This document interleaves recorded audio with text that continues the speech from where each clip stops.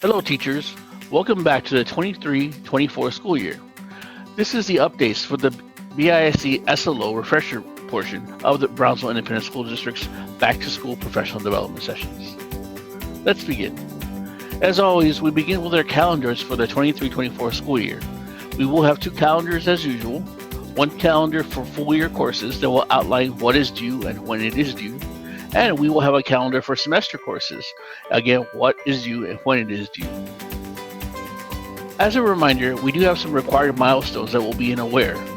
Don't forget that these milestones include the ISP, second 6 weeks, third 6 weeks, fourth 6 weeks, fifth 6 weeks, the TSP, and end of year rating. They should appear in that order because it will help you when you go ahead and process the student growth calculation at the end of the year. So again, these are the milestones for full year courses. For semester courses, they're going to be a little different this year. Starting in 23-24, semester courses will only create one SLO for both the fall and spring courses if they teach the same course. So for example, if a high school teacher teaches government both in the fall and in the spring, then they will only create one SLO. However, if a high school teacher is government and then economics in the spring, then they will need to have two SLOs because those are two different courses. But if a teacher teaches the same course both in the fall and in the spring, then they will follow these steps. In addition to only having one SLO for those teachers, they will also have only one student portfolio that will be constructed as well. This is due to an update made by Eduphoria that the teacher will find very helpful. This one portfolio will be used for both the fall and spring semester students. As always, specific instructions will be made available. When the teacher sets up their portfolio, they will have the following milestones. They'll have an ISP, first progress check, second progress check, a TSP, and an EOY. For the fall semester, the first progress check will be the second 6 weeks, and for the second semester, the first progress check will be the fourth 6 weeks. For the fall semester, the second progress check will be the third 6 weeks. And then finally, for the second semester, the second progress check will be the fifth 6 weeks. That is how things will differ for our semester courses this year. Uniformity of beginning and ending dates. These are the beginning and ending dates for everyone's SLO this coming year. Again, everyone will start on the 5th of September, 2023, and our SLO completion date will be April 5th, 2024. Please see the SLO calendar for specific deadlines that govern the various steps of the SLO process. Again, all teachers will use the following dates that will be entered into Eduphoria.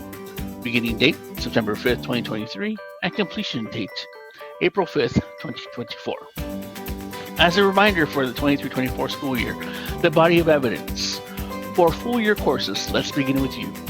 Remember that 1 to 2 pieces of evidence for every student in the SLO class must be uploaded into the ISP, the second 6 weeks, third 6 weeks, fourth 6 weeks, and fifth 6 weeks milestones when ratings are entered. That means that every 6 weeks, a teacher will have to upload one piece of evidence for every student that is tracked in the SLO.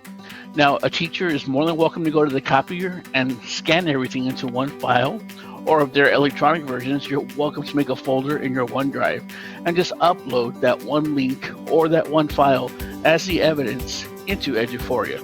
A teacher does not need to upload 20 different pieces of evidence every 6 weeks.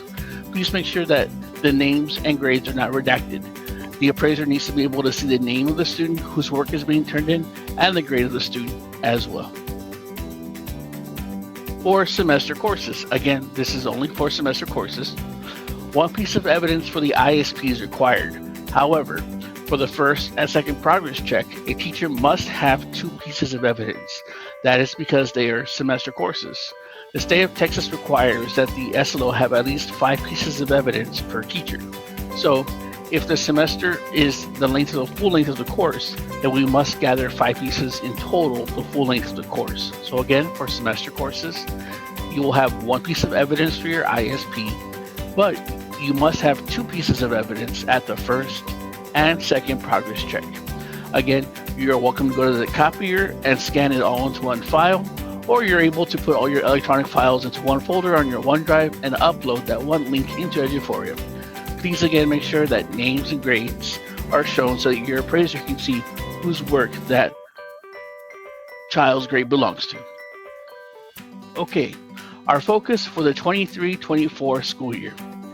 If possible, teachers will be allowed to use the same SLO from the previous school year. But of course, we must reevaluate and refine the elements of that process. So, if a teacher has the same or a similar teaching assignment as the previous year, you're more than welcome to copy your SLO from the previous year.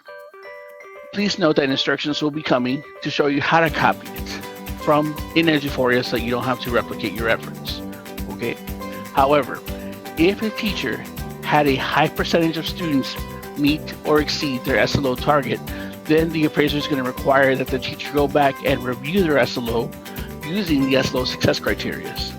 Our areas of refinement for this school year are to set higher targeted skill profile levels for students and to create better assessments that are better aligned to the needs of the rubric and challenge every student. Remember, the state does not want to see 100% expected or exceeded. The state expects the SLO to be rigorous and to challenge the teacher and student fully. So in order to do that, we really want to go ahead and make sure that our teachers feel comfortable setting those higher levels of targeted skill profiles.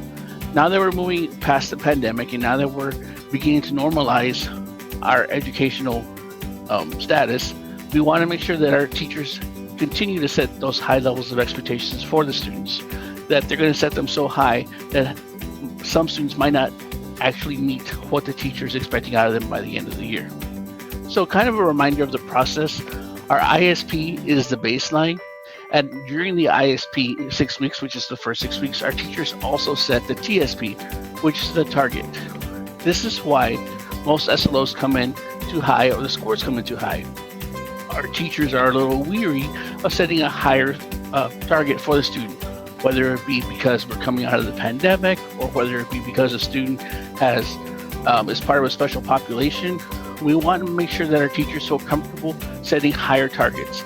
That's why we are asking teachers to go ahead and copy their previous school year's SLO. They would have already done a year's worth of work on it, so you probably more than likely feel comfortable setting a higher target because you've already taught that TEAK and already gone through the SLO process with that TEAK. Again, we average out our milestones for the end of year rating, and that's how we get our student growth. We compare our end of year rating to the target set by the teacher.